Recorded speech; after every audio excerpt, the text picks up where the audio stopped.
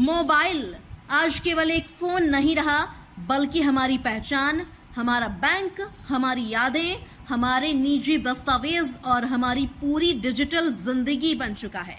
लेकिन जरा सोचिए, अगर आपका मोबाइल भीड़भाड़ वाले बाजार में कुछ ही सेकंड में गायब हो जाए और आपको यह भी पता ना चले कि आखिर उसे चुराने वाला कौन था, तो क्या ऐसे चोर अकेले काम करते हैं या इनके पीछे पूरा नेटवर्क होता है?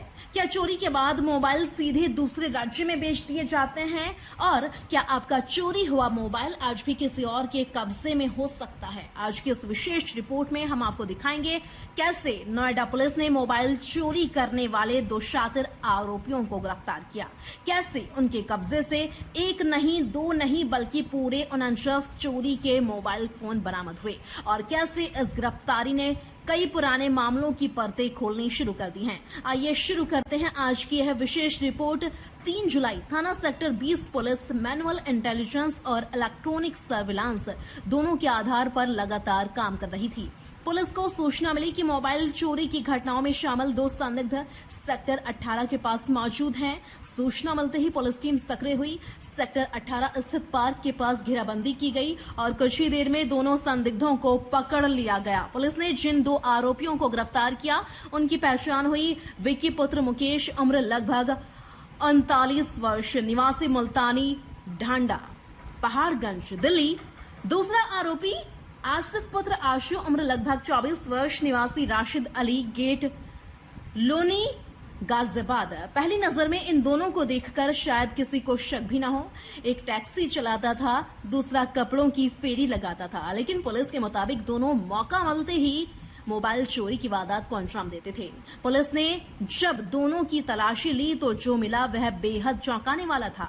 एक साथ 49 मोबाइल, जी हां, पूरे 49 मोबाइल, साथ ही 2 अवैध चाकू। इतनी बड़ी संख्या में मोबाइल मिलने के बाद पुलिस ने एक-एक मोबाइल का रिकॉर्ड निकालना शुरू किया। जांच के दौरान एक वीवो कंपनी का मोबाइल थाना सेक्टर 24 नोएडा के मुकदमा संख्या 253/2026 से जुड़ा मिला, यानी वह पहले से दर्ज चोरी के मुकदमे का माल था।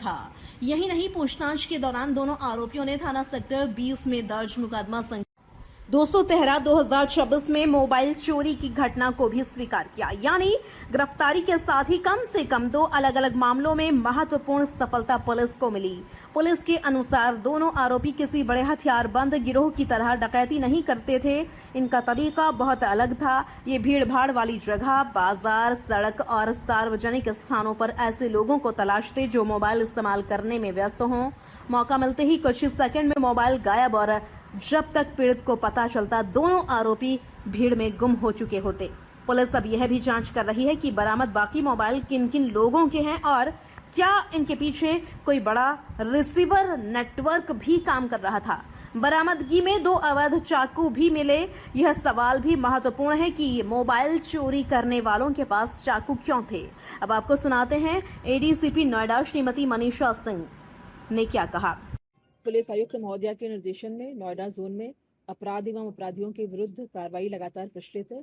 आज इसी क्रम में एसीपी फर्स्ट एसएचओ 20 एवं उनकी टीम के द्वारा 2 शातिर मोबाइल चोर गिरफ्तार किए गए हैं। पूछताछ करने पर ज्ञात हुआ कि दोनों अभियुक्तों में से एक लोनी गाजियाबाद का निवासी है और दूसरा दिल्ली का निवासी है और ये दोनों विगत 6 माह से नोएडा में आकर के और भीड़ भाड़ वाले स्थानों पर, विशेष रूप से मेट्रो स्टेशन के आसपास जब लोग आते जाते हैं तो भीड़ का फायदा उठा करके ये लोग मोबाइल को चोरी कर लिया करते थे।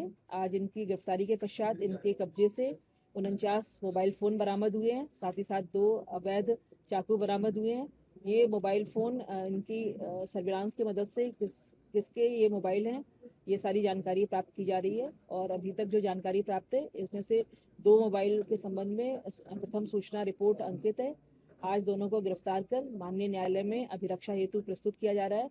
अन्य विवेचनात्मक कार्रवाई। पुलिस का मानना है कि यदि कोई व्यक्ति इनका विरोध करता या पकड़ने की कोशिश करता तो डराने, धमकाने या भागने के लिए इन हथियारों का इस्तेमाल किया जाता था। इसी वजह से आर्म्स एक्ट के तहत भी कार्रवाई की गई है। अब बात करते हैं विक्की के पुराने रिकॉर्ड की।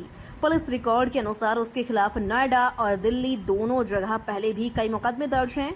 इनमें मोबाइल चोरी, आर्म्स एक्ट, लूट और मारपीट जैसे मामले शामिल हैं। यानी पुलिस के अनुसार यह कोई पहली वारदात नहीं थी। आसिफ के खिलाफ भी नोएडा और मथुरा में पहले से आर्म्स एक्ट और अन्य मामलों में मुकदमे दर्ज हैं, यानी दोनों आरोपियों का पहले भी अपराध से संबंध रहा है। अब सबसे बड़ा सवाल, 49 मोबाइल आखिर आए कहां से? क्या सभी मोबाइल नोएडा से चोरी हुए या दिल्ली, गाजियाबाद और एनसीआर के अन्य हिस्सों से भी? क्या इन मोबाइल्स को बेचने वाला कोई अलग नेटवर्क भी था? क्या बरामद मोबाइल में आपका मोबाइल भी हो सकता है? इन सभी सवालों के जवाब अब पुलिस की जांच में सामने आएंगे। आज मोबाइल की कीमत 10,000 से लेकर 1.5-2 लाख रुपए तक पहुंच चुकी है। ऐसे में मोबाइल चोरी अपराधियों के लिए सबसे आसान और सबसे ज्यादा मुनाफे वाला अपराध बन चुका है।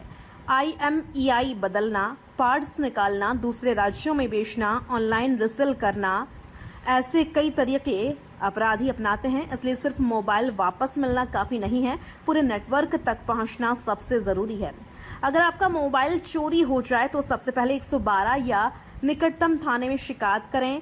CEIR पोर्टल पर IMEI ब्लॉक कराएं। फोन का बिल, IMEI नंबर और बॉक्स सुरक्षित रखें।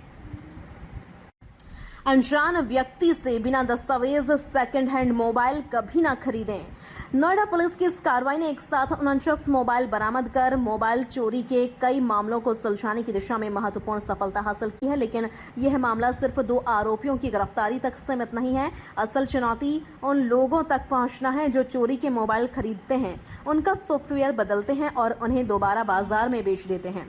जब तक चोरी के मोबाइल खरीदने वालों पर कड़ी कार्रवाई नहीं होगी, तब तक ऐसे अपराध पूरी तरह समाप्त होना मुश्किल रहेगा। फिलहाल दोनों आरोपी पुलिस की गिरफ्त में हैं। 49 मोबाइल बरामद किए जा चुके हैं और पुलिस यह पता लगाने में जुटी है कि ये मोबाइल किन किन लोगों के हैं और इस पूरे नेटवर्क में और कौन कौन शामिल हैं। यदि आपका मोबाइल कभी चोरी हुआ है और उसकी रिपोर्ट दर्ज है तो पुलिस की ओर से की जा रही पहचान प्रक्रिया में आपका फोन भी बरामद सामान में शामिल हो सकता है।